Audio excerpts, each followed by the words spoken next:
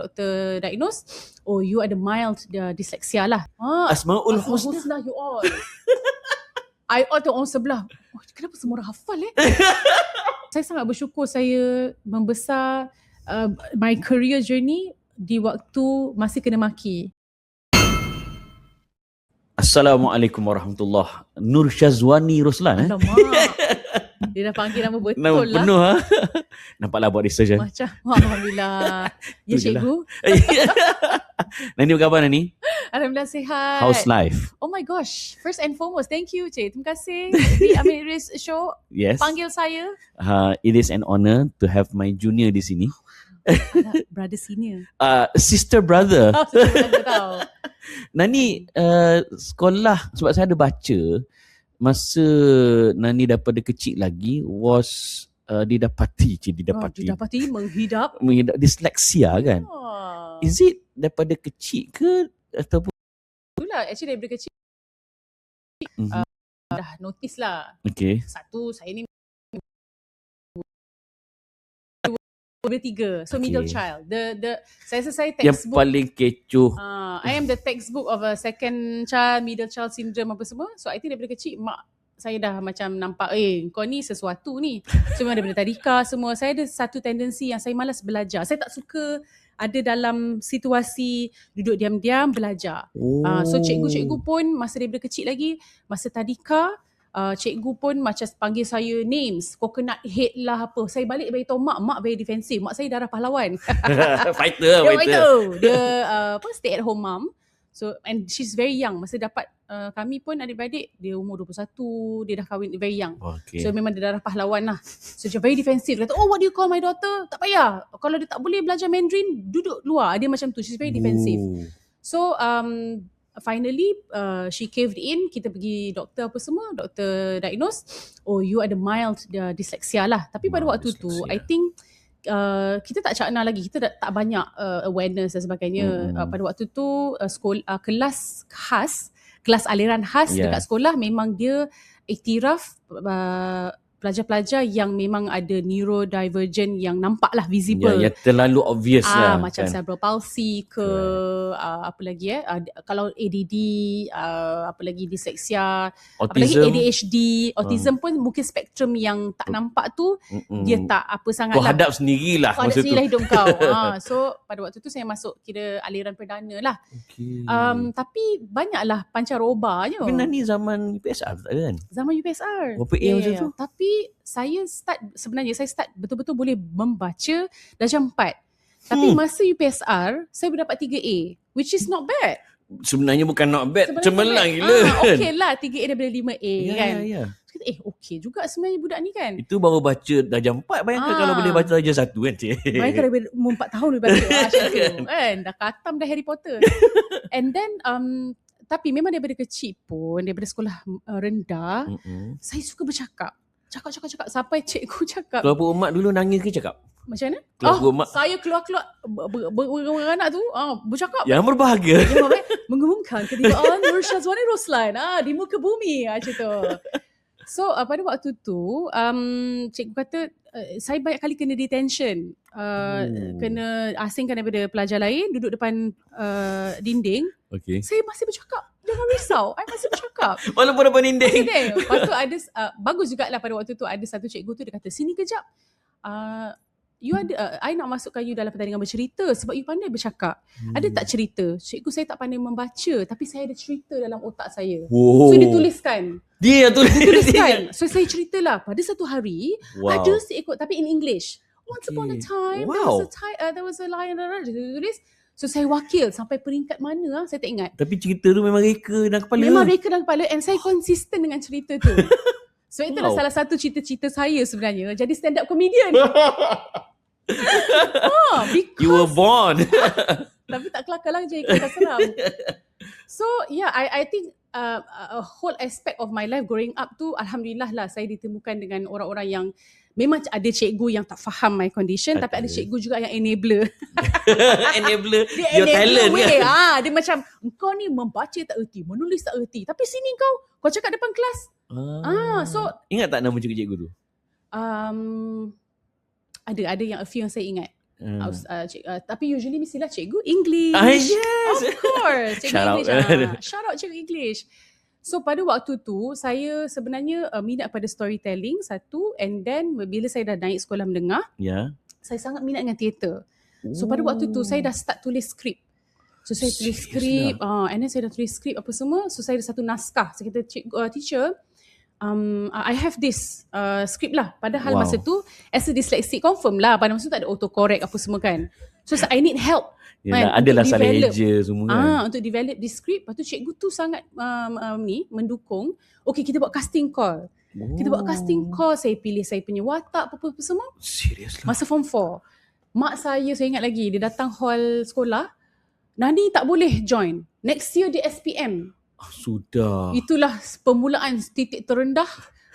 Oh no, I cannot do what I want. And then saya terus rasa macam saya tak nak belajar lah. Pula. SPM dapat 1 A. Rebel lah daripada kecil. SPM dapat 1 A je. 1 A? 1 A sahaja. Adakah disebabkan teater tu ataupun sebab rebellion tu? Rebellion lah. Saya tak nak. Because to me pada waktu tu, sebab saya tak dapat buat apa yang saya nak buat. Correct. So saya beritahu pada mak saya macam, saya rasa, Nani rasa mama, my intelligence cannot be measured. Betul fikir balik kan. Kalau anak aku jadi mau aku lempang kan. Kalau sekarang. Tapi memang aku kena lempang pun. Kau kena pun. Memang akan lempang pun dengan mak aku. My intelligence cannot be measured dengan sekadar Nani sekolah 6 tahun ke 5 tahun 6 tahun tu cannot be measured by only sitting and answering this paper in one hour. And I am a dyslexic. I cannot express myself in writing. Macam mana? Which is true juga kan. Macam mana cikgu nak tahu betul ke tak saya ni pandai? 1 A je kau. Apa? Mestilah bahasa Inggeris. A1. But ajaibnya you were accepted in UIA kau. UIA. Shout out to UIA. Kan? Tapi I rasa I work hard like hell nak masuk UIA. Zaman saya kira aggregate. And maknanya for sure lebih pada 1 A lah. Berjuang nak masuk UIA. Ada hamba Allah tu 1 A masuk UIA. Kan? Sampai mak tok saya di kampung, dia hantar pergi matrik masa tu kan dekat PJ. Dia tengok, ramai orang tang ni. Hang SPM berapa je? 1 A je, macam mana hang boleh masuk? Hang pakai kabel ke? True story weh. Ni aku look down kat aku. I said, it was a miracle lah kan. Tapi sebenarnya kisah saya masuk UIA ni, shout out to my school, Section 9, insyaAllah. Nice. Masa saya form 2 kot tak silap, diorang ada buat satu macam program dekat day 1 sekolah. Dia buat open day, dia panggil IPT, buat booth dan bagi voucher brochure. Program pra-university lah. Macam tu kan. Tapi patutnya masa tu yang boleh attend hanya budak form 4, form 5. Tapi masa tu saya baru form 2 kot, saya tak ingat. Tapi saya pergi, saya tengok. So saya ambil ni semua, saya tengok. Masa tu saya minat teater kan. Universiti ni ada theater club lah. Ada belajar introduction to theater. Sebab club. Ada club theater, yang paling penting ada subjek theater. UIA. Cantik. Masa form 2 saya dah lock dah. Okay, I told my mum, daripada form 3 lagi saya kata, saya nak masuk UIA sebab saya nak masuk. Sebab mak saya kata, engkau ni belajar tak pandai sangat. Masuk aswara lah. Kan? Aswara ataupun sekolah sukan. Maksudnya Nani main sukan ke? Main sukan masa tu. Macam-macam lah. Okay. Yelah Gini tak duduk diam. Memang sukan tak duduk lah. diam. Kau bagilah. Walaupun berat masa tu 28 kilo, saya short part tau. Kuat weh. Kuat mana lempang orang aku kira terpeling juga. Memang bergaduh dengan budak lelaki sampai form 5. Jangan risau. So kecil-kecil aku bertumbuk juga. So pada waktu tu, I dah lock in my mind, you know what, I nak masuk UIA. Tapi masa tu, kita kan kalau kita PMR saya dapat berapa A lah, tak ingat. 4A kot. Kan 8A. So saya dapat 4A.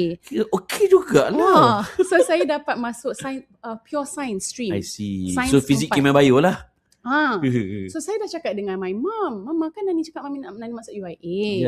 Boleh tak Mama pergi sekolah, cakap dekat cikgu, Nani nak 7-8 subjek sahaja. Nani nak masuk aliran sastra. Nak fokus yang tu je. Tu sahaja. Because aku nak masuk UIA. Aku nak tu sahaja. Cikgu tak bagi. Dia kata no. Nani ni dia boleh ni, dia potensi. Kita bagi you free. Kita bagi masuk 6 subjek. kita train dia habis sekolah, waktu sekolah, dia kena duduk kelas tu, 6 kelas. Kita akan lock dia, dia boleh dapat 6A dan ke atas. Tapi kita bagi free kelas tambahan 6 kelas. Free. Kau duduklah situ. Aku nak train kau boleh dapat more than 6 A's. Masalahnya orang bernama Nani Roslan, dia nak ke masa tu?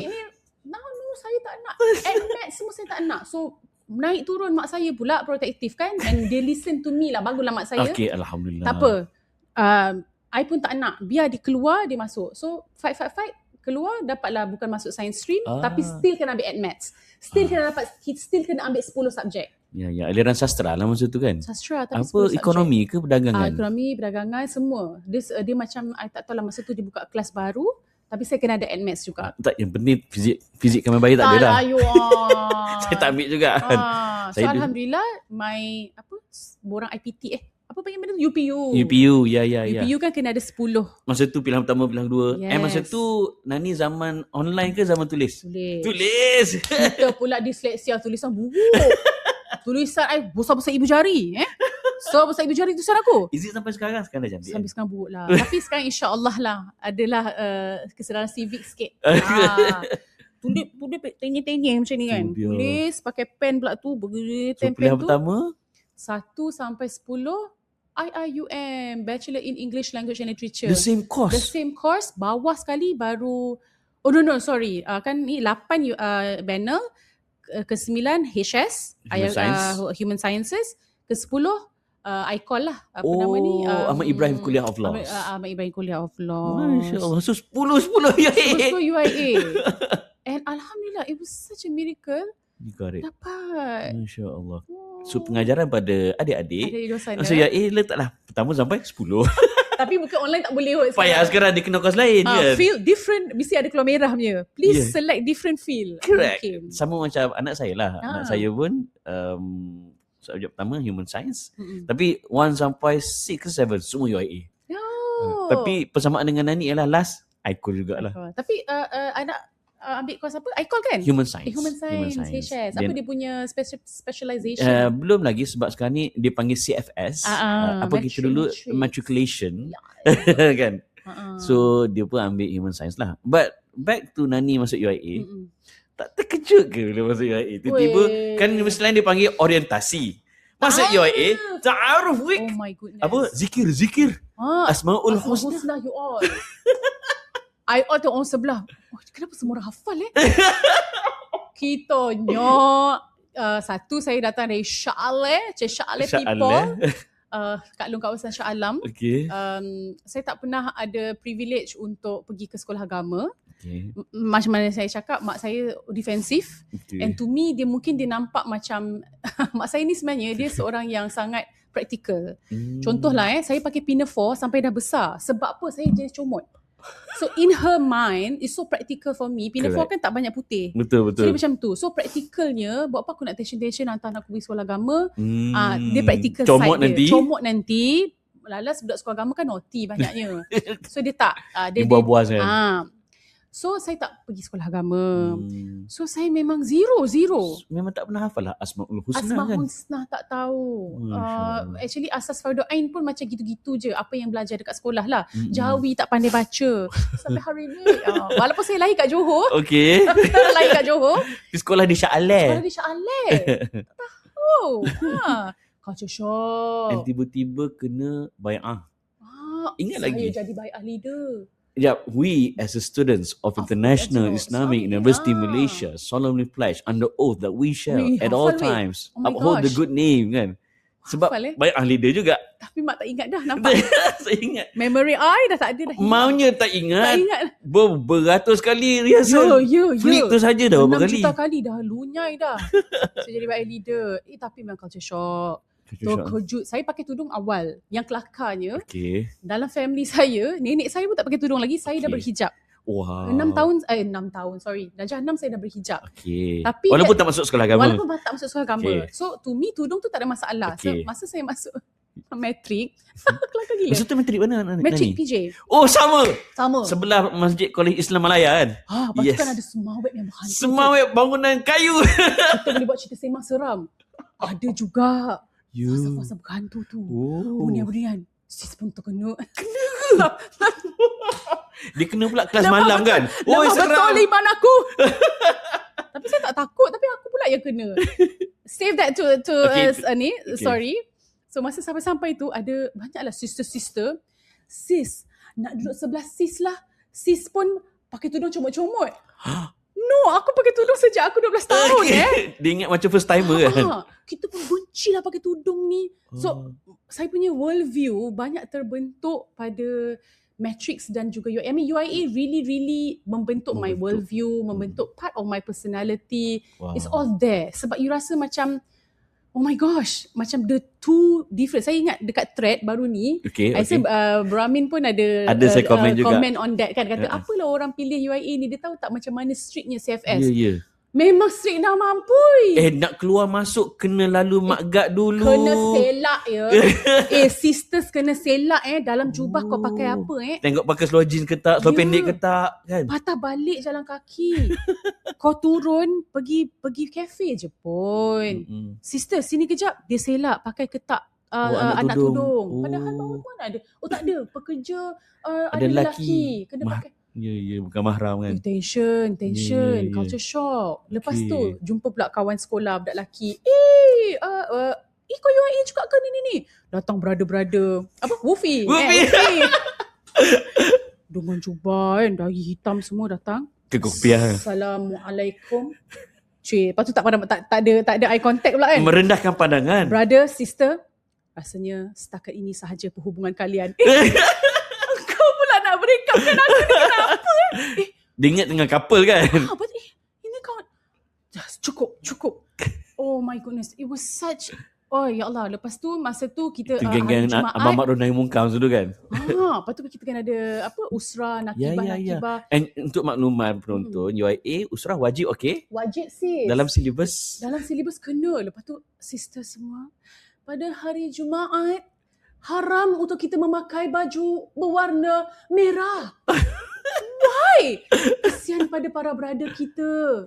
Kenapa dengan para brother? Ya Allah, itu memang terkejut culture shock. Tapi Alhamdulillah, walaupun APT kita kantoi, di Ta'aruf Week kita kena ambil Arabic placement test and English placement test. And tilawah as well. And tilawah. Inilah satu tak adil sebab Ta'aruf Week adalah week yang kita hanya tidur sejam 2 jam sahaja. Kita kena ragging, kita kena seksa. Tiba-tiba they unannounced, exam time. Mampus. Which determines you punya length of pengajian di universiti.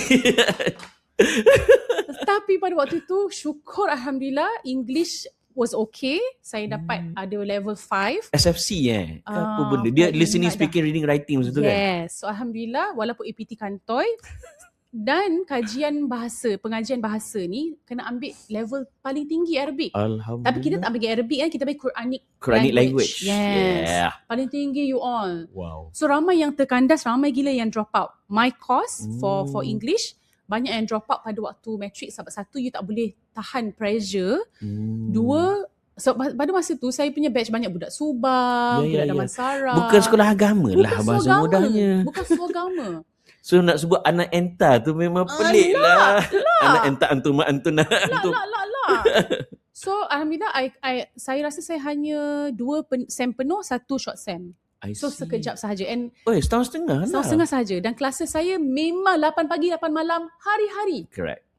Weekend saya hanya sempat balik, and nak balik pun kena minta permission kan. Correct. Ada cerita. Ya ke? Parents saya datang, diorang bawa 4 wheel. Sorok saya dalam boot. Because it's so hard for you to get approval to balik. Daripada dia panggil apa, principal ke apa? Alah, dia ada nama dia. Bukan principal, dia memang yang jaga Musyrifah kita. Something like that. Kan. So itulah cerita dekat UIA. Tapi saya dapat masuk debate club masa tu. Ya. Itu di situlah saya belajar tentang you sentiasa you berhak untuk ada your own opinion. Satu, correct. You are always free to disagree. Kedua, dan bagaimana you nak membahas apabila you dalam argument, you kena menetapkan premis. Correct.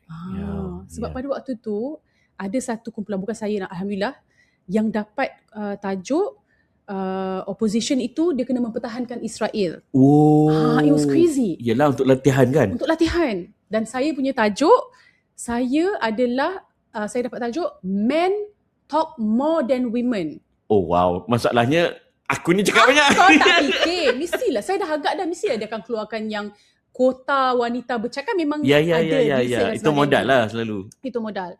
So pada waktu tu saya pengajaran yang paling penting adalah every time when you are arguing, you have to set the premise of the argument. Tepat sekali. So that really shaped my worldview lah. Dan masuk ke main camp pula, the worldview of Islam ini bukan sekadar fardu ain, bukan sekadar menentukan halal haram. It's more than that. Way of life kan. Dan pada waktu tu, walaupun you ambil banner, ya Allah, saya dah rasa macam aku ni hilang dah identiti saya sebagai budak teater, sebagai apa dah. Sebab masa tu banyak gila courses kena ambil. Introduction to sociology, introduction to psychology, introduction to Quran and Hadith, Quran and Sunnah, introduction to banyak. Ada introduction to law juga kan masa ada matric. Juga law juga ada juga. And tak termasuk lagi kalau saya dulu dia panggil FKM, Fundamental Knowledge, ataupun pengaji Islam lah. Semua course kan. Bukan IRK sahaja. Tapi IRKHS punya lagi deep. Saya banyak sangat. Wow. Maknanya, is there any bit in your heart rasa menyesal masuk UIA sebab bapak strict, lepas tu subjek dia punya workload dia memuncak banyak kan? Oh, tidak langsung Never at all. Tidak langsung. Sebab saya tengok kawan-kawan saya yang masuk universiti lain, dia ada dinner kan. Lepas tu senangnya kau dapat 4 pointer. Senangnya kau pakai selempang pink dekan. Lepas tu kejap kau ada dinner. Lepas tu kenapa? Why is my life like this kan? Tapi saya fikir pada waktu tu, that's the moment why I realise, oh my goodness, this is the point that I have to choose what type of Muslim I want to be. Masya Allah. Masa tu dah deep dah weh. Walaupun Ustazah dah masa tu. Inilah, this is where I stand like, okay, you know what? Inilah masanya yang I really can sebab pada waktu tu masa saya sekolah lagi, ada banyak kawan-kawan saya tak tahulah, mungkin pada waktu tu lah kita banyak cerita tentang orang keluar daripada Islam. Masa tu isu murtad. Saya rasa masa tu isu yang sangat, masa saya matrik, masa sekolah, dia pakai turun labuh tapi accident motor, lepas tu nampak salib, dia pakai salib. Viral. Itu memang viral masa isu tu. Masa tu tak panggil lah istilah viral tapi memang it was the issue back then. And then pada waktu tu saya rasa pemahaman tentang Islam sangat rigid, hanya tentang halal haram, hanya tentang you kena pakai tudung macam ni. Dan masa masuk matrik, itulah point yang macam it prove every conception I have about Islam. Lelaki apa, saya bercakap dengan lelaki pun lecturer datang mengamuk depan semua orang. Gila. Tapi pada waktu tu, this is interesting. Instead of me saying that apa aku buat kat sini, I fikir, okay, if you cannot hit them, join them. Let's do this. And it is one of your best journey lah kot. Best journey. Dan Masya masuk Allah. main camp, Mahal mana sudah? Asia sangat baru. Saya sangat beruntung. Mesti loker cantik katil gila. baru. Best gila Asia. Walaupun jauh jin bertendang. Tak apa, berbaloi ya. Tak apa you all. Saya rasa masa tu saya punya tapi jauh juga jauh daripada gila. Asia nak ke jauh kelas gila. tu. Jauh gila. So kalau kelas ke-8 tu lepas subuh dah gerak dah. Jauh gila. Saya kadang saya buat ni pit stop. Berhenti kat Mahala Asma. Lepak dulu. Weh, masuk pintu tidur. Kena tidur jap. Kalau kelas cancel, patah balik pergi kawan-kawan yang dekat, tepi sikit. Nak balik bilik memang tak. So saya masuk Mahala Asyah lah. Antara benda yang shock me to the core masa masuk matrik pula, sebab saya dah prep diri saya dah. Okay, kita kena jadi macam ni. Ini pahaman tentang Islam saya macam ni. Okay. Masuk main camp. Foreigner kan banyak. Oh, lagilah. Papa foreigner kan. Dan pada masa saya, sekarang ni UIA dah tak banyak dah pengambilan masuk saya difahamkan foreigner. tak seramai dulu lah. Percentage dia dah decline. So mungkin dah banyaklah faktor tu. Ya. Faktor universiti Islam pun banyak. Betul. Kan? Pada waktu saya tu ramai. Masa sangat time pun ramai kan. Saya kalau nak tengok betapa ramainya international student, tengok di Pandai Bola. Rasa macam main World Cup tu. Sebab budak international kan. Mata biru, kulit gelap kan. And bila berlari, sasah budak Melayu ke belakang. Sebab semua kaki panjang. Betul. Tengok muka ada boyo, muka semua macam pemain English Premier League masa tu. Kan? Itu pun culture shock lah. Culture shock. Kita pun Syah Ali orang Melayu je. Masuk matrik pun Melayu je. Muka macam mana ni weh? Kan? Dengan cara diorang pakai tudung. Memang interesting. Tapi it really changed my worldview bila kita tengok. Yelah satu, first time in my life semayang solat Jumaat. Yes, UIA untuk makluman para penonton, UIA dia ada ruang untuk wanita pergi sembahyang Jumaat. Betul.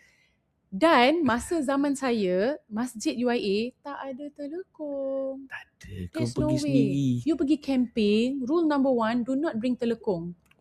Itu rule number 1. Because you have to dress macam boleh sembahyang, KPI dia. You have to dress like that. Dan saya pernah, masa tu, saya pernah solat je gitu. Dekat R&R, masa tu balik camping, kita kan tak boleh pakai telekong kan solat. Ada makcik tanya, sah ke solat ni? Makcik tu tak masuk UIA. So worldview, lepas tu tengok, dia tak pakai stokin. So lain. Dan masa tu lecturer saya, akidah tau. Saya ingat masa kelas akidah. Introduction to akidah. Lecturer tu, I cannot remember her name. Dia pakai bright red lipstick. Tudung dia ni, masa dekat matrik, ada ustaz ni dia akan mencela perempuan yang masa tu tudung yang sempang-sempang dia sempang macam tu. Style, dengan izin, style breast cancer. Sebab dia tutup satu je. Jahat kan? Jahat. So imagine how, from that kepompong tiba, lecturer tau, dia tak pakai stokin. Dia duduk macam dia silang kaki dia nampak sampai ke ni. Akidah weh. Betul ke aku kelas ni? Tapi that really, it opens up my worldview like, oh my goodness. Inilah dia. Discourse, Islamic discourse ni is more. And the more you learn, the more you feel, bodohnya aku. Dan kita akan nampak keluasan mazhab kan? Betul. Kepelbagaian. Saya ingat masa mula-mula masuk IAA, masa tu di main camp jugalah. Kan kita semayang Allahu Akbar kan? Tiba-tiba ada 2-3 orang semayang, tangan dia ni. Lepas tu, kau semayang ke tak? Tiba-tiba dia rukuk. Dia semayang. Kan? Baru belajar, punya ada mazhab lain yang cara solat dia sedikit berbeza. Betul. Okay. And it humbles you, Correct. And dia motivate kita untuk belajar lagi. Betul. Bila contoh sembahyang Jumaat, 3 bahasa kau khutbah. Ya Allah, trauma. Kau pergi tarawih dekat UIA. Ya. Di situlah kau belajar tentang kesabaran dan the ability of you to not go astray. Kau pula surah panjang-panjang. Panas dek, ya. Nasib baiklah aku tak pakai telekong dek. Kalau pakai telekong tu lagi lah, ya Allah kan. Ya Allah, tapi it humbles you in terms of macam, total shift lah kan daripada from kau haram, kau salah, kau kena pakai serkup to something yang super duper radical, super duper, and you feel like,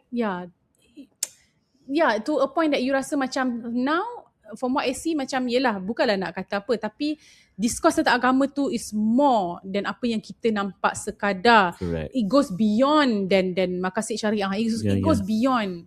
Nampak tu Nani Roslan sebut maqasid syariah. No. Ada 5 je. Masya Allah kan. And nasib baik kalau tarawih tu imam baca sedap kan. Cuma masa tu saya terkejut juga bila start baca tu dia tak baca bismillah. Dia terus alhamdulillahirabbil alamin. Sah ke? Betul ke ni kan? Kita mula belajar lah. Bila tengok ada apa panggil perbandingan mazhab, kita faham. Tengok dalil semua. Dan lagi saya terkejut, tengah kan UIA dia semayang tarawih 8 je. Tapi 8 dia macam 20 bapak panjang kan. So sekali tu saya semayang 4 je. Lepas 4 tu rehatlah kat belakang. Imam lupa. Tengah baca dia lupa surah. Budak-budak Arab kan ramai. Dia lari berkejaran. Tengah dia berlari tu dia sambung ayat tu imam. Oh wow. Dia sambung. Rupanya budak tu hafiz. Wow. Dia macam open my eyes lah. Kan? Macam Nani sebut lah, aku rasa bodohnya aku tak kata ingat ayat ni budak hafal kan. Betul. And this is UIA lah kan. Betul. So the day you graduated, puas hati tak? Itulah masa sebelum saya graduate tu pun ada story juga. Oh, ada story. Please story now.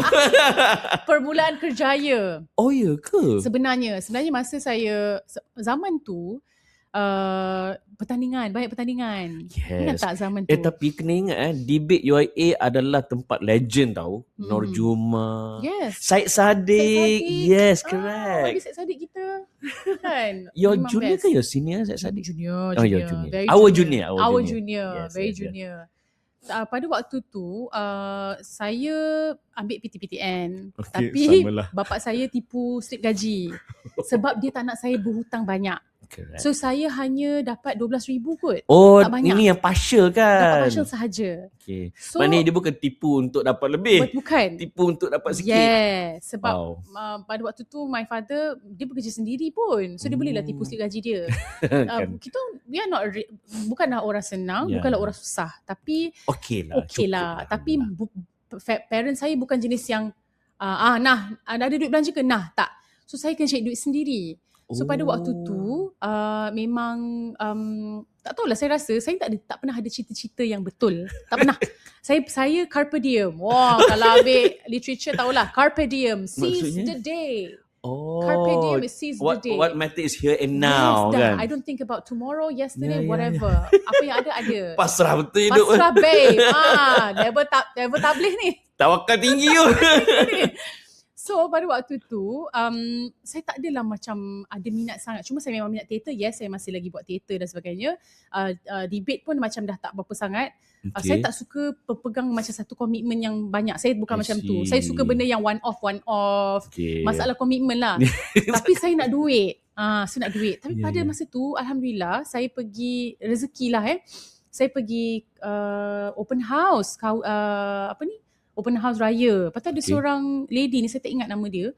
Dia cakap, Dik, tahu baca tak dara.com? Baca tak? Apa tu? Kita pula bukan orang senang. Nak beli majalah tu luxury lah. Ya, correct. Zaman tu. Padahal zaman tu kan Karangcraft was crazy. Karangcraft dekat je. Dara.com. Mingguan wanita setiap minggu. Betul. Banyak Nur, apa semualah. Tapi masa tu Nur tak ada lagi, baru dara.com. So pada waktu tu Shah Alam, saya duduk Shah Alam, Karangcraft kan kat Shah Alam kan? And masa tu trend hijab dah semakin meluas, kerana Kak Wardina masa tu tak silap. Actually Wardina memang pencetus. Correct. Dia adalah pencetus. Sebab pada waktu tu masa saya dekat UIA pun, saya dah start MCing, saya dah start kerja-kerja part time. I was always told to remove my hijab. Oh yeah. Yes. But what do you answer? Tak apalah, bagi saya kerja yang saya tak payah remove. Wow. Nani Roslan berprinsip. Masya Allah. Ini terbiah UIA ni. Terbiah weh. Masa tu saya ingat saya kerja part time. Masa tu cuti SEM. Saya masa tu tak ada subjek repeat. So saya tak boleh buat short SEM. Alhamdulillah, harap tak repeat no. Kau gila kau. Kau tak aku menangis dekat lecturer tu. Terima kasih lah Ustaz. Okay, lepas tu saya kerja dekat Terengganu. Ada sukan sailing tu. Apa nama dia? Ni Monsoon Cup, correct. Lepas tu panggil dia kata, you boleh cakap English kan? I'm an English major. Okay, you kena jaga atlet. So atlet kita daripada ni. Tapi are you gonna wear that the whole time? Oh my God. Dia cakap, no. Yeah. Why? Of course. Is wrong, anything wrong with it? Oh, cannot. We cannot. Lepas tu job besar tu. Besar. Lepas tu saya pernah pula job English, MC in English. Lepas tu, masa tu kan tak ada social media. So, diorang tak tahu. They don't know how I look like. Correct. Lepas tu, masa tu email kan. We realise. Hotmail.com. Tapi masa tu tak ada practice of hantar-hantar gambar pun. Tak ada. Lepas tu dia call. We realise that you are now studying in UIA. Are you wearing the tudung? Yeah. My boss asked, you really can speak English? Oh, ada persepsi. Because you wear tudung. Come on. Begitulah. But what give you the strength untuk pertahankan prinsip, kan? Rambut mak tak lawa.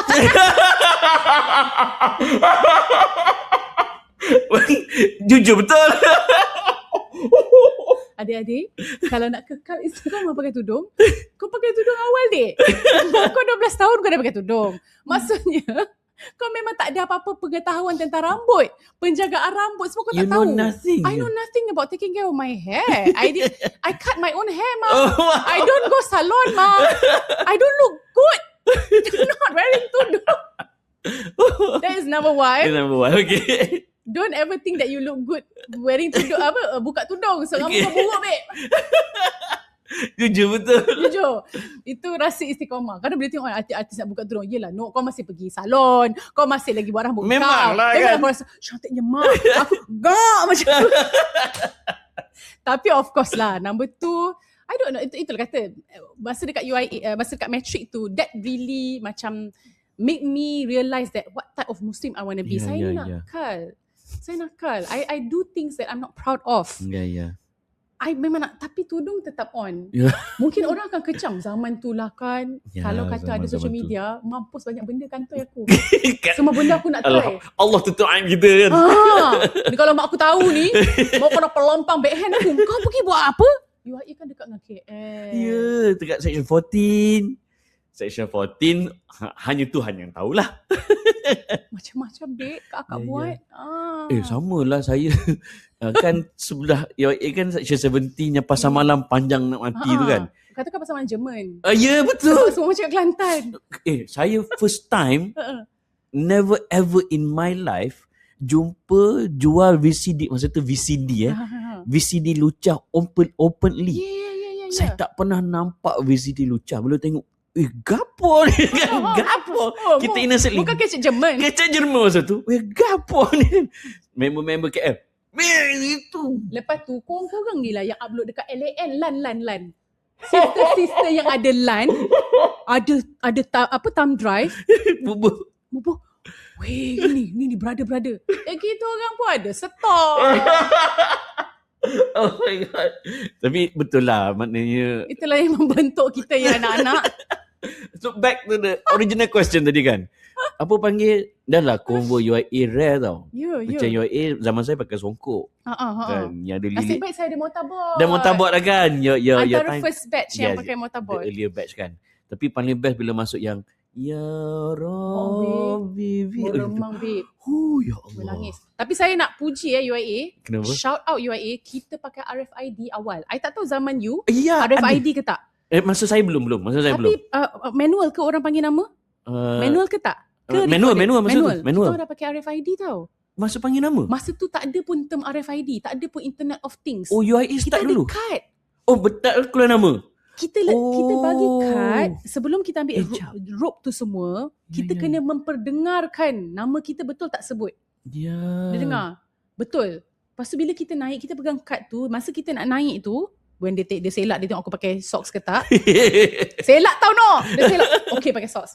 Kita letak dekat that console tu, dia akan keluar nama kita. Correct. Canggih gila UIA. Love UIA. Saya tu bila kita tengok, kecam.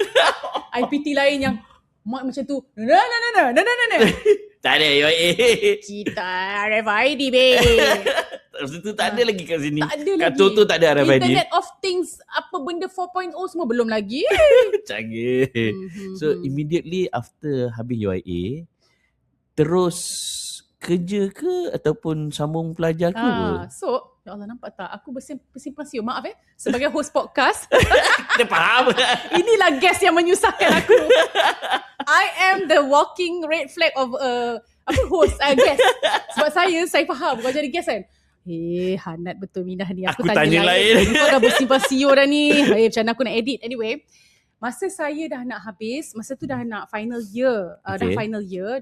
Next week tu exam. Masa tu ada career fair dekat Mid Valley Mega Mall.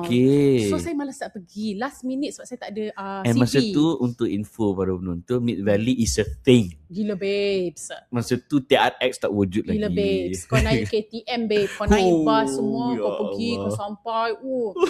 Lepas tu saya hanya print satu CV sahaja. CV pun buat merepek-repek. Sebab macam I didn't want to go. But my friend kata, jom lah kita pergi. Kita tengok apa yang ada apa semua. Next week baru final year. Final exam. Final lah. Okay. So pergi. Lepas tu I nampak booth Media Prima. So saya ada kawan masa tu, kawan sekolah rendah. Budak lelaki. Dia tengah belakang kamera. Kan selalu booth TV ni kan dia ada macam you boleh try mock run. Audition kan. So tengah diri kat situ. Lepas tu saya ini budak sekolah aku ni. Lepas tu dia pergi dia kecoh-kecoh.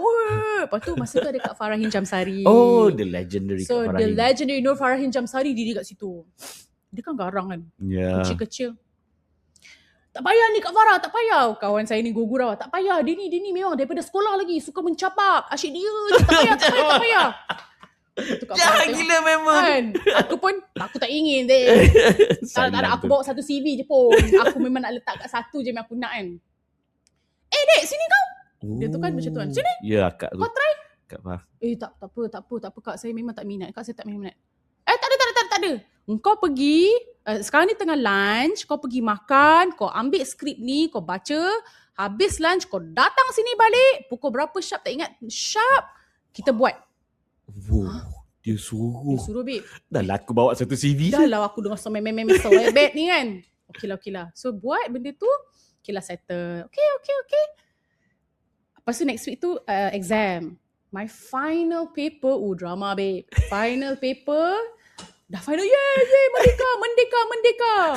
Buka phone masa tu phone apa tak ingat lah. Yang kena tekan, kena off babe. Tu kan tak ada aeroplane mode kan. Flight mode tak ada. Flight mode tak ada, tekan kan. Lepas tu buka, miss call. Siapa ni? Nombor telefon ni. Lepas tu call balik. Media Prima. Alamak, siapa call aku ni? Okay, letak. Lepas tu dapat lagi phone call tu. Hello, saya Kak Farah. Ingat tak yang a few weeks you buat ini semua? Okay, kita nak ada program apa-apa semua. Lepas tu nama program tu Journalist Pre-JPEG, Journalist Pre-Entry Requisite, something like that. Okay. Curriculum JPEG lah. Yeah. Oh no, E-entry lah, JPEG. Ni first dia orang punya first cohort untuk dia kata dia macam reality show. Tapi dia tak ada kamera, dia tak ada apa. Dia macam low key. Okay. Dia ambil all fresh graduates ataupun budak-budak muda umur early 20s, rekrut ni from all various backgrounds, datang go through various interviews, rigorous interviews, and then you're gonna go for a program. I tak ingat berapa minggu. Lepas tu if you are selected, dia tak ada elimination, cuma kalau you selected, you akan terus dapat kerja dengan gaji yang quite okay pada waktu tu. Macam kiranya selalu starting masa tu 1,008. Masa tu dia macam okay sikit. I tak ingat berapa. Maybe 2009, 2000 je tu lah. Okay. Dan dapat masuk news. Dia masa tu sebenarnya Media Prima nak integrate. Masa tu dia nak buat one power newsroom lah. Okay. So okay, alamak, tak minat. Aku tak minat. Tapi pergi. Kat story short, masa interview tu, aku pula terlebih jujur. Ini adik-adik, jangan adik-adik. Tolong jangan jadi macam saya. Mana ada red flag Aku sangat red flag babe. Aku tak buat research. I didn't want it. Yalah. Sama juga macam saya kena scout dulu masa saya jadi model Dara.com tu. Ya. Tak cerita pun. Nampak tak aku simpan siung macam mana. So ini pun dipaksa. Lepas tu dia kata, okay, ni untuk reporter tau. Untuk jadi jurnalis tau. Kalau I hantar you pergi cover politik, you tahu tak PKR tu apa? Parti Pakatan Rakyat. Bimbo siut. Lepas tu ada masa tu ingat Triana, Private Triana, apa nama penuh dia, tapi Triana, Kak Triana lah. Dia dulu dia baca NTV7. Have you ever thought of being a newsreader? No. This is not my interest. Jujur betul. Aku red flag babe. Tapi dapat. Oh my god. Dapat. Inilah namanya talent speaks by itself. Tak tahulah no. Mungkin dia tengok, okay, let's just put her in the red flag category. But knowing that Nani ni dyslexia, kau baca berita. Itulah babe. Bukan baca berita, kena baca berita. Your way. Can you imagine? So I have been struggling. Memang daripada matrik, daripada ni, masa main camp pun saya pernah kena mengamuk, pernah kena maki depan kelas dengan lecturer. I'm still friends with him on social media by the way, and he said that he's proud of me, so I am dah ampun, maaf lah. I needed that. Okay. Dia campak kata I'm a disgrace to the kuliah Dia sebut you are disgrace to the kuliah. What is it, sister? You keep on repeating the same mistake. You don't even know how to spell. Takkanlah masa tu aku nak cakap I'm a dyslexic. So from there I learned to really freaking step up lah. I really have to step up. Have to step up. You force I have yourself. to step up. Macam masa tu pun, masa JPEG tu pun, semua yang power-power, diorang ambil semua budak-budak Dean Sleaze yang buat internship dekat Turkey, yang buat internship dekat US. Apalah aku yang tahu Pakatan Rakyat ni, aku tak tahu apa-apa pun. Ya Allah, tapi our first assignment, ya Allah, tak tahulah apa I buat, tak tahulah. Okay, our first assignment masa tu arwah, dia dulu editor, Cik Sukardi. Ya Allah, dia bagi assignment. Okay, dia bagi apa benda entah, lepas tu kena buat my first. I didn't even watch TV, I didn't even read the newspaper. Okay, berita yang terbaik ditulis pada assignment kita yang pertama. Ni Roslan. I don't understand. Faham. So What do you do? I don't know. Lepas tu dah habis buat semua. Kak Farah panggil, dia kata, Nani, saya tak tahulah ni betul ke tidak. Nani, antara you sahaja yang mendapat tawaran 2 stesen TV. Oh, 2 stesen TV. You nak mana satu? You sahaja yang I bagi you pilih. You nak mana? Stesen apa masa tu? Atau NTV7. Oh my. So, masa tu adalah yang tanya, kenapa pilih NTV7 sedangkan berita utama TV3 masa tu, lah kita buat news kan, 3 juta views apa semua. So I said, itulah kalau saya balik, bukannya 3 juta orang nak tengok saya nangis kan. Why? Because bare minimum lah. Bare minimum lah. Sebab masa tu I English major kan. Yep. Aku bergolok gadai kat UIA untuk mendapat segenggam ijazah dalam jurusan bahasa dan kesusastrastraan Inggeris. Takkanlah I nak legotot. Tak apalah Nightline. Kalau Nightline dia tak keluar. Dia tak jadi reporter. Nightline baca hanya translate. Kalau you jadi Nightline tak ada reporter pada masa tu. Dia hanya ada producer sahaja. So dia akan ambil mana dari berita utama tu, dia akan select, dia akan translate sahajalah. I see. So macam tak nak lah. I want to go out there and become a reporter in English. Oh, so your journey as a journalist started there lah. Di NTV7. Dan saya cover macam-macam. Masa siapa? Will and Kate ni kahwin anak Puteri Diana kan? Yes, kan datang Malaysia. Saya cover. Yelah, because you are good in English, right? Dapat eksklusif tapi tak adalah dapat interview dia. Memang tu gila lah. Tak akan dapat lah. Masa tu Astro Awani yang pegang licensing. Tapi diorang pun tak dapat interview. Tak sure, tak ingat. Tapi macam-macam lah. Lepas tu ada yang isu yang masa ada bernama punya cameraman yang kena tembak arwah Nora Faizul dekat Mogadishu tu. Sepatutnya saya pergi. Saya pergi. Last minute ada friction sikit sebab saya terlalu baru. So diorang kata tak payahlah pergi. Tapi nak jadi cerita, masa TV3 buat live crossover semua TV9, TV3, NTV7, saya yang buat crossover tu.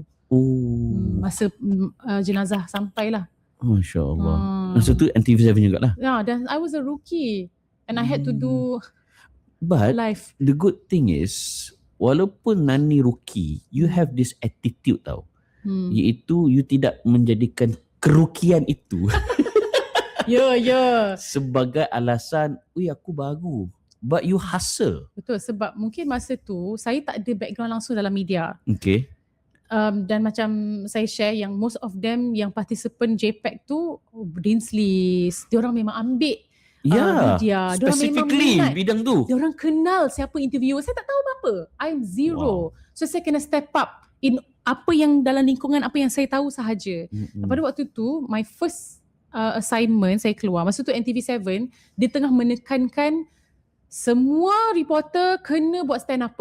Walaupun kau pergi cover isu press conference sahaja, you kena buat stand up. You kena build story tu. So it's not like being a diva, artis, celebrity. Kau tak pergi, kau ni balik ketuk story, hantar story, tak. Setiap story tu kau kena kembangkan jadi special report. So my first saya keluar tu saya dah buat dah. So it's like you do everything lah. Kat situ saya belajar lah. Bila Nani kata belajar, is it that you pergi jumpa orang, berguru, mengadap ke, or pergi bengkel ke? Macam mana Nani belajar masa tu? Masa tu, satu yang sebab saya dah join yang that journalist pre-entry program tu, so kita memang ada mentorship lah. Masa tu ramai. Tan Sri Johan Jaafar pun masa tu, masih belum Tan Sri lagi lah. Antara kita punya mentor. Nur Farhin Jamsari of course. Siapa lagi masa tu? Nizal ada? Yeah, he was there. Budak UIA juga. Yeah, yes. Isteri dia Kak Sai. Kak Sai. Diorang semua adalah ada fair share of, we had trainings with them. Tapi kita tak adalah macam mentorship program dan sebagainya. Tapi of course pada waktu tu saya kena go along, carpe diem, seize the day. I learn through ni lah, experience lah. Dan pada waktu tu saya sangat bersyukur saya membesar my career journey di waktu masih kena maki. Sebab dengan kena maki itulah kita belajar cepat. It's still a culture. Untuk kena maki dengan bos, kau punya kursi kena sepak. I remember masa tu saya awal-awal jadi penulis skrip kat TV Pendidikan. And then penulis skrip juga merangkap host dekat RTM. Kita buat skrip. Adalah slide mana-mana. Dia gumpal, dia balik. Kau buat semula. Ni sampah. Kita macam tapi saya tak tahulah, would you do that kalau you ada bawah? Buat tak? Macam tak sekarang kan. Kita pun tak sampai hati tak sampai hati. But I am thankful. Saya bersyukur betul. Kena macam tu. It's like kalau saya tak kena macam tu, I might not be who as I am today kan. Mungkin saya akan berada di zone delulu lah. I'm in my bubble. Balik Tukar story. Apa ni? Geng-geng dah siap belum kan? Dah siap belum. Dan saya tahu ada beberapa media yang pagi benda tu radical kan. Dia siap ada duvet leave. Duvet. Okay. Selimut duvet tu. Okay. Duvet leave. So kalau katalah you bangun pagi, I don't feel like going to work today. I just want to stay in the duvet. You call your boss. Can I claim my duvet leave? Serious lah? Ada. Untuk menjaga mental health. Okay. Ada babes. Which is, iyalah, zaman sekarang macam okay lah kan? Yeah. But that's the thing. I'm quite thankful regardless lah orang nak kata kita di millennial. Millennial kan? Kita millennial. Millennial ni sebenarnya sandwich generation. Sebenarnya unresolved trauma, PTSD, whatever you want to call us. And I tak kita taklah memandang rendah kepada Gen Z, Strawberry. I tak memandang rendah. Itu is and your time. And they have their own kelebihan juga kan? Yes, betul. It's your time. But I'm so thankful I went through that time. Saya melalui zaman dimaki, dihedik, di apa. Dan kita reporter dilanyak. Tak, you are not seeing. Dan saya sebenarnya memang thankful juga masa saya jadi model tu pun di zaman yang aku buat model tu cari duit je. Zaman tu model jenis pakai colour block kan? Ya Allah ya Tuhan. Pink kuning. Masa tu makeup crayolan. Yang tebal. Ni kalau orang pegang tu boleh buat measure ni air masak nasi. Dalam kek. But masa tu tak kisah pergi kelas apa semua tu, kau tak ada pun rasa macam aku model. Oh my god, berapa follower aku dah dapat. Aku ni tak ada vanity. Kita tak vain. I think our generation tak vain lah. Which is thankful lah. Tanpa merendahkan yang lain diri, kan. Tanpa merendahkan generasi yang lain. Okay, yang boleh termasuk TV9 macam mana cerita pula? Termasuk TV9 also Kak Farah, also Nur Farhin Jamsari. Because frankly speaking, saya kena Nani TV9. Oh ya ke? I see. Actually TV9 tu saya dah masuk Primeworks. Saya dah tak buat news. Saya dah bukan NCA. Saya dah naik. Bos saya masa tu Eza Aziz Fauzi. Another legend. Ya Allah. Dia pun macam handpick saya juga masa tu untuk join Primeworks. Lepas tu masa tu ada mock run kot. Kak Farah literally, masa tu Kak Farah dah tak jaga talent. Kak Farah dah jaga wardrobe. Dia literally tarik tangan aku. Masuk! Kau pakai buat ni. Kak Farah, malah lah. Kita ada kerja hakiki. So saya antara first, kalau tak silap saya antara first yang internal Media Prima yang jadi part-time newsreader. Itu antara generasi awal. Sebab dulu kan dia ambil outsource kan. Sama ada you outsource atau you memang bekerja dengan diorang lah. So saya zaman bawah Said Khair, Amin Hayat. I see. Saya betul-betul Zura Samah. Saya betul-betul bawah ni diorang. Ni zaman-zaman TV9 yang di-Islamikkan kan? Tapi bila kita ni dah tak berapa sangat lah. Dah urban Malay masa tu kan. Urban Malay dah masa tu. So Faham. masa tu dah ada ATV. And Masa tu Ahmad Idham baru masuk. Ya, and masa tu rancangan Gadis Melayu. Gadis Melayu. Betul kan? Zaman Gadis Melayu, zaman banyak competition tu ada macam tu. Sebelum tu zaman Akademi Nasyid kan. Okay. But what makes you, sebab ni saya punya perception lah. Maknanya Nani dah in a very comfortable zone dah masa tu. But what makes you berhenti? Kan? I was like masa Nani berhenti, dah tak ada dah. Tak ada dah. Muka kau dekat billboard semua dah. Makan ikutkan kira kalau nak kira sekarang famous dah. Kan? Boleh famous dah lah masa tu. Boleh famous lah masa tu. Tapi kan bro Amin, masa tu kan lawak gila tau. Kita tak tahu,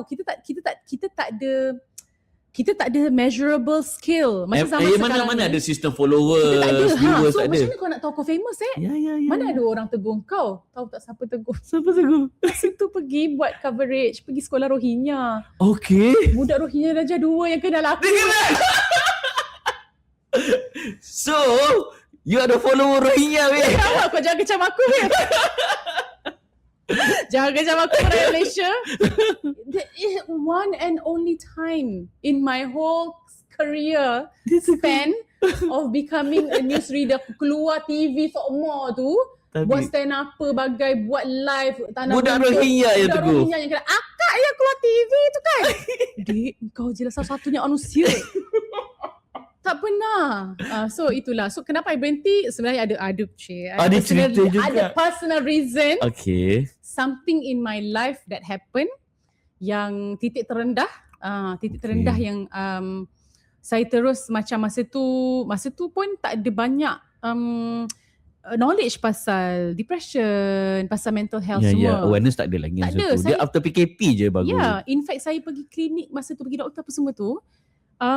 Doktor just macam brush it off. Dia pun tak tahu nak kata, I don't know, there's nothing wrong with you. You are totally fine. Totally healthy. So something happened and then saya kata, you know what, saya pula jenis yang people pleaser. Dan saya memang selalu put up a face yang ini satu benda yang saya belajar lah. Sebenarnya adik-adik di luar sana akan nak putusan ni. Dalam hidup ni, you kena sentiasa put people into compartment tau. You kena letak contohnya ini rakan sekerja dan you dah kena decide rakan sekerja aku hanya boleh assess certain, you kena letak boundary. Itu sahaja. Dan ini adalah ini kalau family apa, you kena letak. Masa tu saya tak tahu, what you see is what you get. So bila benda tu what you see is what you get, saya terlalu tak obsessed dengan remaining this facade of I'm the happy-go-lucky, I don't care, I'm the person that doesn't have cita-cita, I'm the one yang kena orang ketuk baru aku jalan, aku tak cita-cita, aku tak nak pun jadi famous, aku tak nak pun, aku tak cantik pun, kenapa orang suruh aku jadi macam tu tau. So bila saya dapat satu benda yang berlaku pada saya tu, saya dah terus jadi macam, oh no, ini satu feeling yang besar, what do I do with this feeling? I'm so overwhelmed with this crisis in my life. Dia bukan loss, dia overwhelmed. I'm so overwhelmed with this crisis on my life that I couldn't handle that crisis sebab saya macam terlalu hari-hari saya kena fake. Sebenarnya it's okay for you to just say saya sedang melalui satu fasa dalam hidup saya yang sangat serius dan saya boleh take a break dan saya boleh sebenarnya cakap dengan kawan-kawan, korang aku tengah down gila ni, aku ni, tapi saya put up a face every day. Dan saya finally it took a toll on my mental health apa semua. Tapi in hindsight, saya tak tahu pun masa tu saya tengah mental health. Aku gila je. Masa tu kita kena buat orang keluar. Kau pergilah Darushifa semua.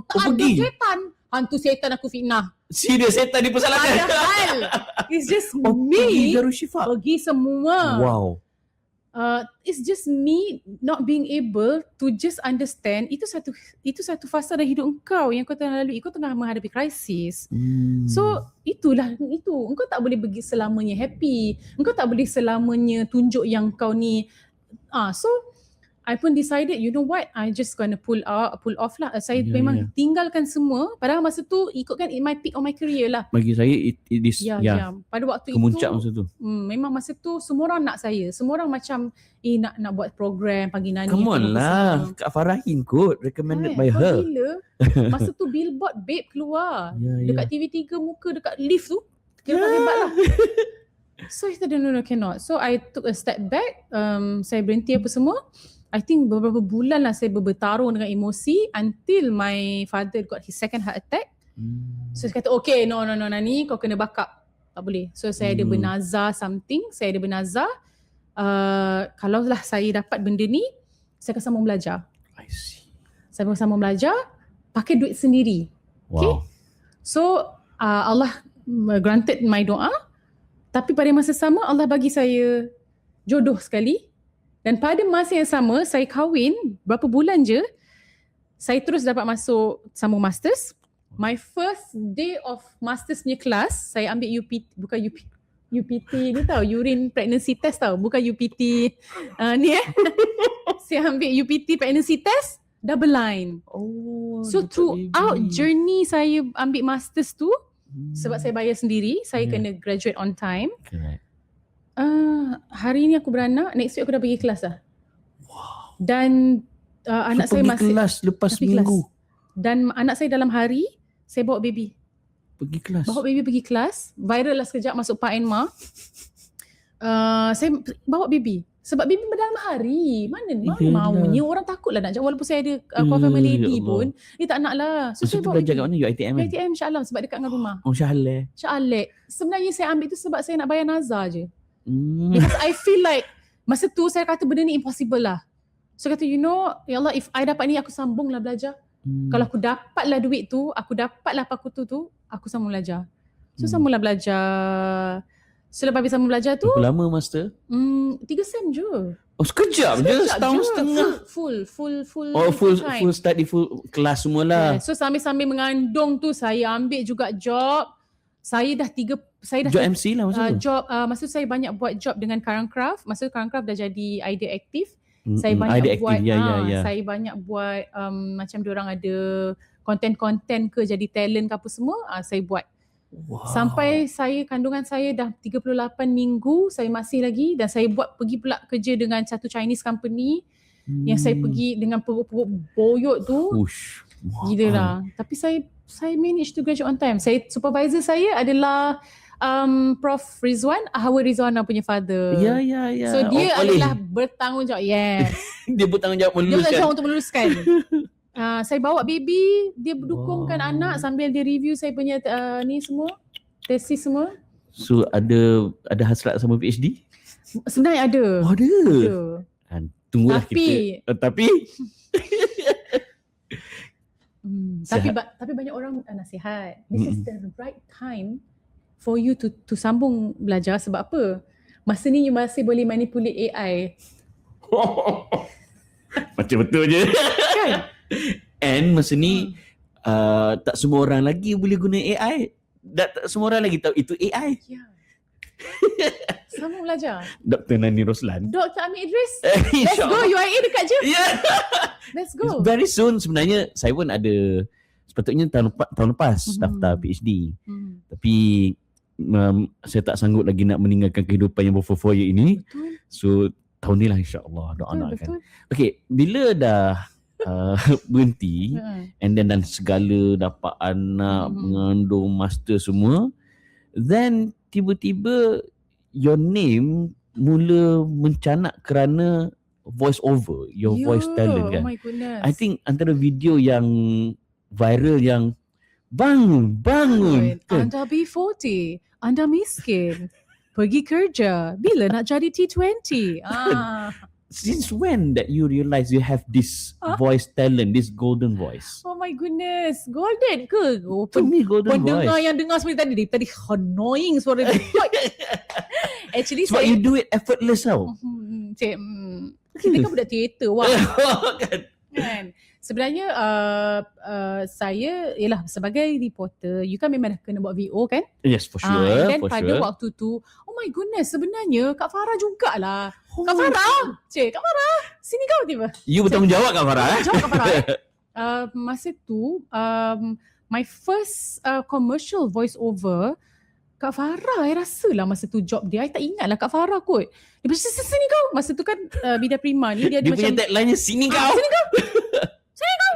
Dia ada bilik-bilik. Kak Farah ke Kak Hartina Ayu Harun lah. Saya pun tak ingat. Okay. Mungkin Hartina Ayu Harun. bilik bilik macam ni kan, sini dalam booth tu, sini baca sekali one take je. Rupanya itu untuk commercial. Lepas tu ada penulis, masa tu dia script writer untuk Hot FM, nama dia Nabila Shukri. Okay. Dia dah lecturer sekarang. Masa tu kita orang buat team building Media Prima lah. Lepas tu dia tanya, Nani, you tak buat ke commercial ni lah? Oh tak, buat lah. Okay, so dah lama lah. Maksudnya masa saya dah viral tu, actually dah 10 years dah sebelum saya tu buat ni. Tapi TikTok ni masa PKP saya tak, banyak kan orang naik masa PKP. Correct. Tapi PKP saya tak main social media. Masa tu saya mengandung anak kedua. Dan masa tu saya tengah buat kek. Kita tak ada job wak. Kita buat kek wak. Tapi laku. Bersih 10,000 tau sebulan. Sebab masa tu PKP kan, makanan laku. Yes. So ni kan, buatan orang tu, busung buatan orang tu. Banyak video tu sebelum buat kek lagi. Selepas. Actually dah kira orang dah tak into TikTok sangat pun, tiba-tiba dia macam meletup. Okay. And Alhamdulillah, it all at the right timing lah. Sebab masa tu kita pun baru habis PKP semua. Tiba-tiba dapat eyeballs, dapat orang panggil balik apa semua, dan dapat balik traction ni lah. Untuk naik balik lah. So in such a way, cantik susunan Tuhan ni. Alhamdulillah. You punya mulut banyak zaman sekolah. Walaupun disleksia kan. And then masuk UIA pula, membina you punya worldview. Betul. And of course pada waktu yang sama you menyalahkan dunia keteateran tu. Kan? And then masuk debate lagi.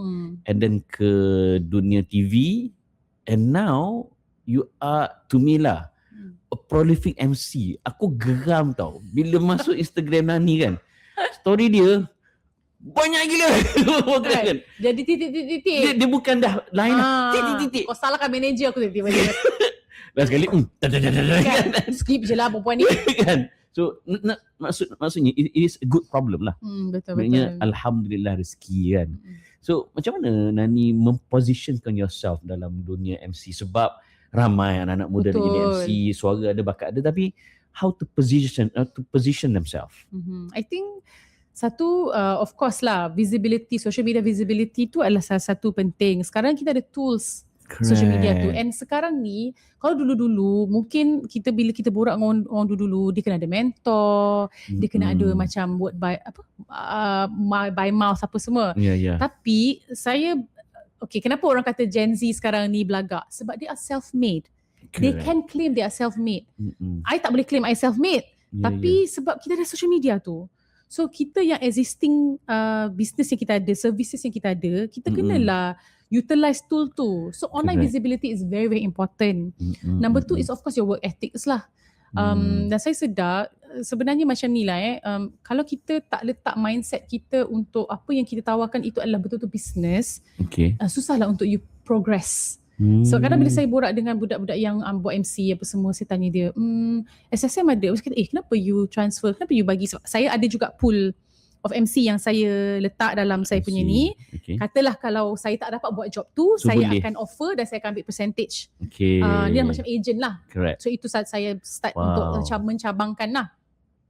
So kata, kenapa you don't even have a business account? So dia kata, at least kena ada account semasa kan. So benda-benda macam itu banyak kita sebagai pemain gig ekonomi ni, dia terlepas pandang benda-benda macam tu. Thailand dah ada. Semua dah ada. You tak buat SSM, you tak declare, you tak buat e-filing, you tak ambil SOCSO, dan bila you hire orang, macam saya ada staff, dia tak buat EPF, dia tak ambil insurance, stuff like that. So I think banyak orang rasa benda tu macam remeh apa semua. Dan sebenarnya bila saya grow tu pun, banyak orang remehkan saya. Maksudnya dia macam ni, wah Nani ada manager sekarang, wah Nani ada team sekarang. Siapa team you tu? Siapa? Ada ke management itu siapa? Of course saya kena ada, walaupun saya enterprise sahaja, of course saya kena ada my board of trustees yang I go to for advice and stuff like that. I have my legal advisor as well. I have my account. Tapi semua tu adalah ini lagi ekonomi. Saya ambil pekerja gig juga. Mereka juga freelancer semua. Kita kena play that dulu lah. So why people downplay you? Because I think in this industry, orang memang nak benda yang cheap and easy. Yeah. Tapi you kena shift mindset you into let's focus on the elite client base. Let's focus on people who actually have the money. Where the money is, corporate. Siapa apa semua. Because corporate ni, dia tak nak banyak thinking process. Correct. Dia nak results. Yes. So itulah, and I feel like I go into that market lah. Kenapa saya dah tak go into macam tak apalah, tak apalah, bayar gitu je lah, tak apalah. Kan, kita kena betul-betul rasa this is business. It's not career anymore. It's business. And I also jumpa dengan yang, kalau sebut nama dia ni, you bakal terkejut punya. Saya pernah pairing dengan tu, dia sendiri cakap dengan saya, Nani, saya ni pun kena banyak belajar lah. Saya pun tak berani nak put my feet down. That's the thing. When you do business, somehow, because why? Kita punya industri ni, dia tak reward humility. No. Sorry to say, kita orang Melayu, kita orang Malaysia, kita memang beradab, faham? Yes. Kita tak apalah, tak payahlah saya buat sendiri seorang. Bagus lah ni, drive seorang. This industry, they reward people with audacious. They reward people yang unapologetic. Tapi saya datang dari background yang kalau kau jadi macam tu, kau apa? Kau diva. Again lah, menjawab pada persoalan Brother Amin, saya lihat benda ni memang kita kena jadi ni sebab apa? Ini satu benda yang saya nak menekatengahkan. Sad to say, in media, wanita ni dia ada expiry date. Orang masih meletakkan benda tu. I see. Is it a fact or a normal practice? Sekarang ini, so far to me, it's still like macam satu benda yang kebiasaan. Practice lah. Macam kalau kita tengok pun kalau orang buat audition, selalu mesti ada had umur. Ya. Keterampilan menarik. Yeah. If you want to start, saya hari tu baru je interview satu influencer ni. Umur dia 30. Okay. To me very young. Sangat young, 30. Tapi di media, naratif tentang dia adalah wow, bermula pada usia 30. Macam kenapa aku rasa 30 tu masih muda? Masih muda. Tapi sebab perempuan macam tu. Dan kajian pun menunjukkan in training punya industri pula, training industri pula orang lebih percaya kepada lelaki. Serius lah. Dan tua. Oh, wow. You kena flex diri you. Dia umur berapa? Kebanyakannya bila you dah reach 45. Oh, it's me. Alhamdulillah. Right. People will have more trust. I see. So it lives like macam banyak mana saya punya ruang dalam industri ini as a woman, as someone dah ada ada bayangan 4 dah dekat depan kan. Macam mana kan? Macam so I have to be vicious lah. This is my time. Selagi masih ada masa ni. I see. Bila Nani kata you memanfaatkan segala peluang yang ada dan sebagainya, tiba-tiba Nani Roslan juga dikenali sebagai podcaster. Wow. Lebih masa. Lebih tak masa itu. Dan lebih manis. So bila dalam podcast Lebih Masa dengan YB Nik Nazmi kan, frankly speaking, saya kenal dia daripada zaman dia belajar kat UK lagi. Saya banyak baca tulisan-tulisan dia masa tu di Malaysia Kini. Maksudnya Amin Idris kena datang dalam podcast Lebih Masa. Alamak.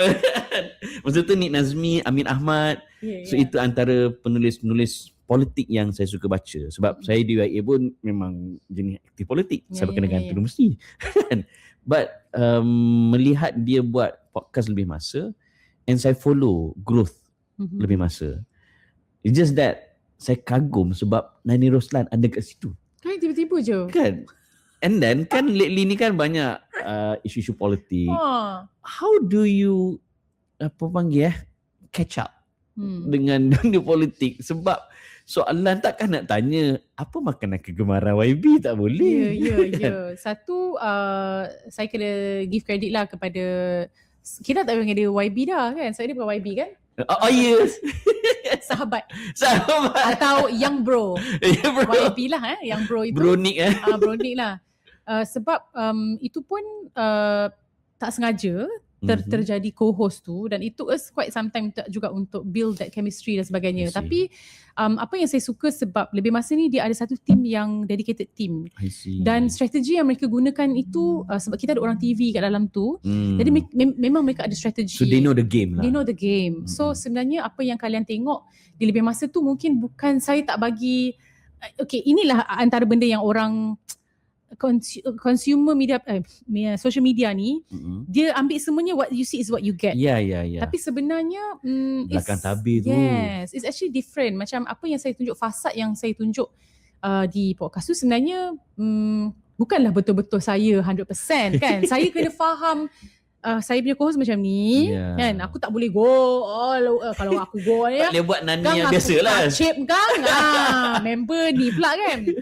Tapi of course politics tu has always been, walaupun masa saya buat interview tu saya jawab PKR tu Parti Pakatan Rakyat tapi after that sebab itu saya sangat bersyukur saya masuk NTV7 because we cover everything. NTV7 kita cover the semua. Exposure kan. Semua. Macam kalau itu pun saya memilih NTV7 sebab channel lain you ada desk. Correct. You ada designated desk, tapi bukan di NTV7. Semua saya cover, dan politics adalah salah satu yang saya sangat suka cover. Saya cover PRN. Saya pernah cover PRN. Saya kena buat Sarawak punya elections. Dan satu penulisan saya masa buat Sarawak punya election telah menyebabkan, bukanlah menyebabkan, tapi after penulisan itu dia macam dipecat tau. Ahli politik itu dipecat pada waktu itu. It's because of your writing. Nah, masa saya waktu saya macam alamak. Lepas tu saya punya bos masa tu kata tak adalah Nani, politik tak. Dia orang dah lama dah nampak benda tu. So cari sebab je. Hanya cari sebab sahaja. So having said that, antara apa benda yang saya buat sebelum ini, in fact saya pernah buat analisis hijrah. Correct, yes. Sekarang saya buat pula. Saya dapati membuat politik tu satu ruang yang saya seronok buat. Tapi itulah yang menjadi satu cabaran bagi saya untuk memastikan bahawa saya perlu secara optiknya saya perlu sentiasa rasa saya anti partisan lah. Correct. I'm always have to be a journalist. A journalist is always a journalist. So I try to wear that hat. Tapi of course kita tak boleh lari daripada orang sentiasa akan rasa macam Nani ni ada politik ni semua, ada political inclination. Having said that, saya pun berangan lah supaya, tapi kita moving towards that lah. Kita punya pendengar ni lebih ada kematangan politics lah. It's okay for women to talk about politics.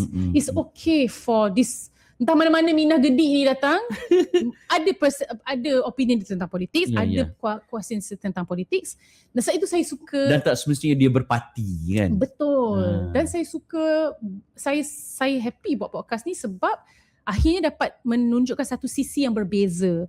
Sebab selama ini bila saya buat news, sebenarnya saya tak suka baca berita. Pula serius lah. Saya tak suka baca berita. Antara banyak-banyak benda yang saya pernah buat, benda yang paling saya tak suka, manusia kan dia tahu apa yang dia tak suka. Correct. Lebih daripada apa yang dia suka. Correct. Dan saya tahu saya tak suka baca berita. But you are good. First time saya baca berita, Datuk Manja Datuk Manja Ismail, masa tu dia boss, dia call. Oi! Kenapa? I don't know if you know Datuk Manja, but Datuk Manja is very loud man. Speaker. Yeah. Loud on person. Terengganu. Oi! Morning! Baca berita ke belakang. Kau sangat muka kau. Masa tu belum Awani up lagi. Awani kan sekarang dia sangat meraihkan. Awani dia buat style baru kan. Zaman dulu kalau TV3 especially Buletin Utama, tegak. Tegak. So itulah antaranya bila saya buat podcast ni, dan saya buat analisis pun kau kena cover Rinawati juga. Ya. Dia macam sesat. Sebab saya membawa naskah orang yang terdahulu yang buat, dia dah ada dia punya pattern. So I'm not like that, but I love talking about politics and whatnot. So masa saya buat analisis tu saya dah jam. Dan masa saya buat analisis tu, team tu very small. So I had to do a lot of the research and script writing also myself. Itu pun macam terseksa lah sebab aku nak jadi diri sendiri ni. So bila buat podcast kena research lagi kan. Adalah satu yang saya rasa macam memang fun lah. Tapi pada para penonton itu pun bukan Nani Roslan 100%. Seperti mana saya cakap, kita kena letak orang dalam kompartmen. Ingat? Yes. is there any intention or any plan to have your own podcast? Boy. Ya, wajah Neni Roslan sebenar. Tak nak Malas lah. Ya, memang tak larat. Tak nak lah. Easy come, macam mana? Saya lagi suka jadi underdog kot. Oh ya ke? Sebenarnya kalau nak ikutkan lah daripada zaman sekolah, bukan sekolah, zaman UIA lagi, banyak peluang untuk saya jadi artis. Wow. Saya kawan baik dengan Fathia Latif tau. Oh ya ke, serius? Banyak kali dia ajak masa dia tengah up gila-gila tu. Apa? Fathia Latif. Fathia Latif. Salah. Kita lain-lain generasi Fathia Latif pun saya love. Salah Fathia Latif Serius lah. So pada waktu dia tengah up tu, dia pun ajak juga berlakon apa semua. I could have been like grab that opportunity, whatever opportunity I had. Masa saya menang Dara.com tu pun, saya tolak. Masa tu saya nak habiskan study saya. Wow. So saya ambil PTPTN, I have loan to pay. Kena bayar. So daripada dulu saya tetap dengan pendirian saya. Saya lagi selesa untuk jadi underdog je lah. Yang penting aku buat duit, babe. Kerja ada, kita mata job duit ada. Tak nak awak. Dia tak menyelah sangat. Tak adalah sendu. Janji kita ada continuity. Sebab kita faham kalau kita terlalu cepat atas, kita akan gelap mata. Sebab itu saya bersyukur sebab saya ada that mindset daripada saya matric lagi, daripada saya UIA lagi. Sebab saya tahu diri saya. I know that I don't want to be to a point yang saya boleh rasa saya ni hebat.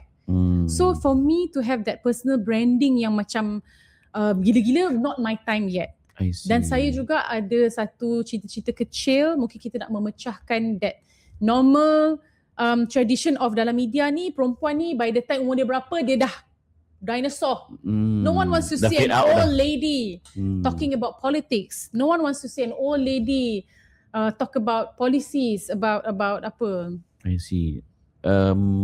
20 years from now, who is Nani Roslan? Bila aku sudah tiada.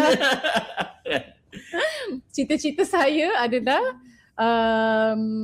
menjadi Poyo siut. Pasal Poyo pula tu. Ini versi Poyo seketika ya. Poyo gila.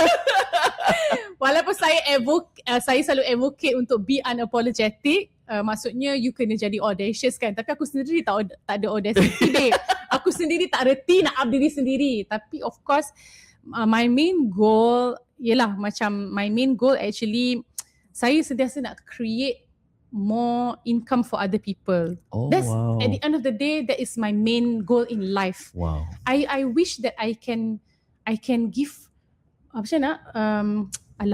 in terms of economy tu, the trickle down effect lah. Actually mungkin ada akan debate dengan saya, trickle down effect tu adalah tax or whatever, but the gist, the ideation behind trickle down effect is actually like whatever that the rich is getting, macam it will give effect to the orang yang bawah. So I really want to carry that. So 20 years from now, that's why I do training. Talking about training, Nani bukan training hanya pandai ceramah tau. You are certified by HRD kan. Nak dapat certification tu bukan senang Seminggu baik. Evaluation lagi. Lepas tu you kena buat video apa benda untuk dapat accreditation. Hours dia kan. So babes. So I think at the end of the day 20 years from now, so itu I cakap I tak nak jadi famous, I tak nak jadi besar sebab I nak dapat that longevity. Sebab of course masa dalam Datuk Manja juga antara orang yang mengajar saya, you are not indispensable, something like that lah. Maksudnya dalam bahasanya adalah you akan sentiasa boleh dibuang pada bila masa. Itulah media. Correct. That is the thought surrounding media lah. So benda itu adalah satu, it shouldn't be my fear, it should be my challenge for me. Sebab itu saya tak nak fight sangat untuk macam stay relevant apa semua. I see. Dan saya fikir my end goal adalah for me to actually create satu ecosystem where I can give more jobs to people. Dan saya sentiasa a stern believer of PKP has taught us a lot kan, to be resilient. To ready for the worst. Yes. And of course lah, World War 3 ni, kita punya anxiety of so many things. So in that point, saya fikir, itulah mindset saya adalah not me. It's more on how can I really diversify my income, diversify my talent So at the end of the day, 20 years from now, I have like an ecosystem that I can look back on and I can give people the same opportunity lah. May your dream come true. Amin. Sebab I rasa I banyak kehidupan saya banyak orang yang scout, banyak orang yang push. And if not because of them. Betul. So itulah visinya, ala-alanya saya rasa macam sebab liku-liku kehidupan, jalan cerita hidup saya adalah sentiasa orang yang kena tangkap saya dan paksa saya buat. So 20 tahun daripada sekarang, saya berharap saya pun boleh jadi that catalyst of change kepada hidup orang. Macam tu. Boleh bertanding belah gaya ni Nani. Maka dengan ini ataupun boleh jadi MLM you all.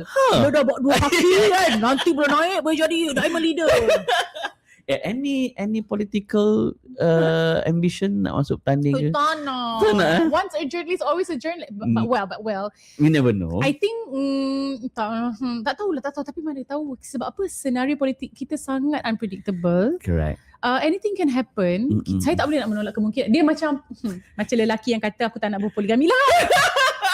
Tiba nanti kau makan balik bang. So kita tak beranilah nak cakap macam tak. Tapi as for the time being macam tak nak kot. NGO seram weh politik ni. Betul. Seram gila. Sejujurnya saya dulu pun nak jadi politician.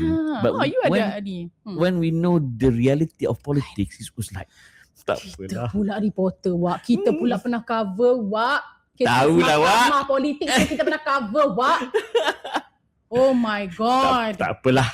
Tafadhal mashkurah lah. Aku tak lah. Aku nak buat duit je babe. Ingat mata duitan. Okay, Nani Roslan, jom kita buat satu quiz. Mari. It's a 10 question. Oh my gosh, banyak ya. You kena jawab sepantas yang mungkin lah. Ready? Okay, soalan yang pertama. Siapakah penyanyi tempatan yang paling digemari? Oh my goodness. Sabar fikir. Ada ke tak ada ni? Ya Allah. Otak tiba-tiba jam. Are you not into music? I am. You are into music. Yang lokal siapa? Pada muka aku, selama ni aku yang tanya orang. Kan? Selama ni aku yang rapid fire question. Allahu Akbar. Kenapa aku tak boleh fikir kepala otak aku sekarang? Laki, perempuan. Tak apalah, kita letak je Ella. Kalau international? International? Perempuan Anyone, laki ke perempuan? Saya ada guilty pleasure band. Saya ada Cranberries. The Cranberries is my guilty pleasure. Apa, zombie semua? Everything. I know all their songs. Okay.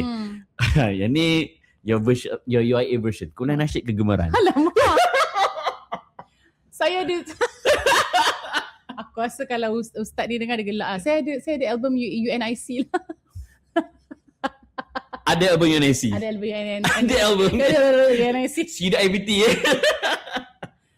Okay, kumpulan soalan yang ketiga. Ahli politik yang paling dikagumi. Oh my goodness. Ahli politik yang dikagumi. Tak kira mana-mana parti. No problem. Itulah kan. Takutlah nak bagi ni kan. Sebab nanti orang mesti akan relate kita dengan parti tu. Betul juga kan. Anyone. Tapi saya rasa sebagai millennial, nampak kita nak jawab pun macam ahli politik. Sebagai seorang millennial, saya letak premis. Okay. Premis argument saya adalah sebagai millennial, kita sangat dekat dengan Tun M. Correct. Kita memang dekat dengan Tun M. Betul. Walaupun kita mungkin tak setuju dengan apa yang diperjuangkan dia sekarang. Ada benda kita tak setuju dengan dia. Kita tak setuju dengan dia. Tapi of course kita sangat dekat dengan Tun M. Dan unpopular opinion, saya rasa I'm gonna get hate for this.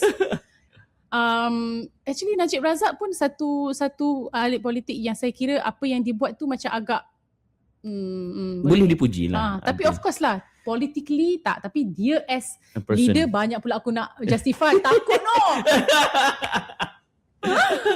Rafizi Ramli is also good ni. Nampak? Dia ahli politik kan? Saya belajar lah. Based on saya interview orang ahli nampak politik. Nampak di situ? Dia tak akan bagi satu definite answer. Tiga dimensi dia. Dia akan macam Rafizi, Najib Razak. Dia macam bagi macam extreme ni kan. Supaya bijak orang, di situ. supaya orang pun macam, dia ni ada satu ni. Okay. Nick Nazmi sedang memati. Okay, soalan kelima. Ini pun tak adalah nak kata poyo sangat, but your UIA version. Tokoh ulama yang paling dikagumi. Wow. Tokoh ulama. Alamak. Kalau last episode Abang Zainal, dia jawab arwah Tok Guni Aziz. Oh, okay. Like you yourself? Alamak, kenapa aku tak buat homework Oh my god. Tak sebenarnya tokoh ulama, ustaz ke, ustazah ke? You guru mengaji ke? Alamak. Okay, tapi sekarang ni saya cerita daripada skop saya sebagai podcaster. Nampak kita nak cari jawapan selamat. Hari tu saya baru sahaja interview Ustaz Fawaz, Mufti wilayah Anak Arwah Ustaz Fadil. Yeah. And I think dia sangat memberi satu sisi yang lain kepada macam mana kita lihatkan sosok ilmuwan, ulama dan sebagainya. Dia memberi betul-betul sisi yang lain lah. Yeah. So jawapan untuk sekarang tak faham Fadil. Tapi kalau ikut UIA ni banyak lah kan. School of Thought dan sebagainya banyak lah. Tapi jadi lecture pula nanti. Premis dia podcaster premis. Okay. Soalan yang keenam. Your best ever movie. Oh, movie yang best. Oh my goodness. Mencabar tak soalan kali ni? Mencabar. Actually The Green Mile. Green Mile. Oh, Green Mile. Yes, cerita tu. Yang dalam penjara yang best gila. Yes, antara cerita I cried yang that movie. Best. Okay. Soalan yang ketujuh. Filem tempatan paling digemari. Aku tengok ke filem tempatan When is the last time I watched filem tempatan? Tapi of course kita membesar dengan filem-filem. Saya masih membesar dengan P. Ramlee, of course. Yang baru ni apa aku tengok?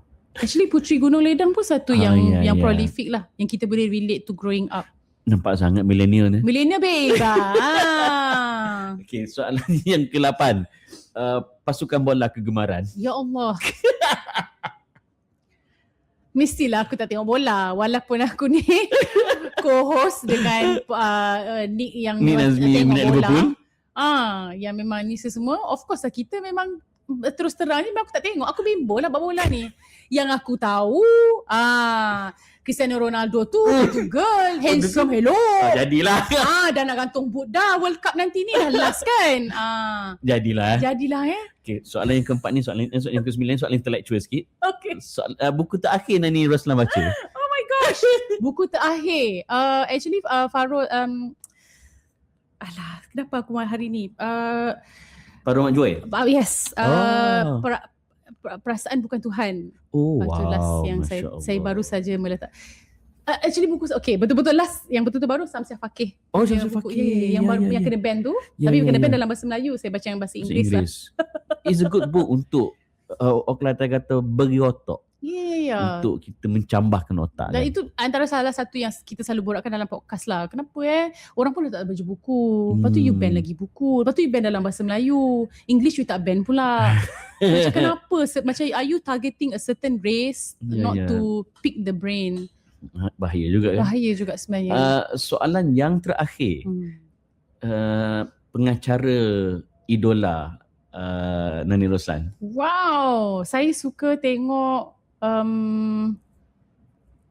kalau podcaster saya suka tengok Mel Robinson. Ya, yang perempuan tu. Kadang-kadang dia annoying tapi annoying tu lah. Identity sebenarnya ada ADHD. Okay. Saya suka dengan dia. Kalau kiranya pengacara, kalau macam MC, saya memang suka, of course lah, kalau perempuan kita memang akan tengok Daphne Aiking lah. Memang suka tengok dia. Millennial sangat. Saya sangat millennial babe. Kalau international ada host? International host. Macam saya, I really love Graham Norton. Graham Norton, siapa lagi? Mehdi Hassan. Mehdi Hassan. Yes. If Nani Roslan? International, oh my gosh. Otak saya tak berkembang lah hari ni kan. Dia kena makan ayam gepuk lagi ni. Saya kena makan ayam gepuk kejap lagi ni. Banyak. Actually banyak. Tapi itulah, saya ada brain cloud. Saya kena banyak makan fish oil. Tapi jawapan tadi tu kira betul lah. Atau Examo. Zaman Examo tak? Tak. Millennial sangat. Kita go beyond kismis 7 biji. Kita Examo. Examo tu benda. Dia ada suplemen otak dulu. Serius lah. Zaman kita. Komen di bawah. Ya, I tahu partner punya produk tu lah yang baru tu. Sekarang ni yang baru. Otak bijak tu kan. Allah, ada ni dalam otak saya ada ni. I'm seeing their faces but I just cannot remember their names. But anyway, Nani Roslan, thank you so much for being my guest for the Amin Idris Show. May your dream come true. Amin. And may success be with you. Amin. Assalamualaikum. Waalaikumsalam.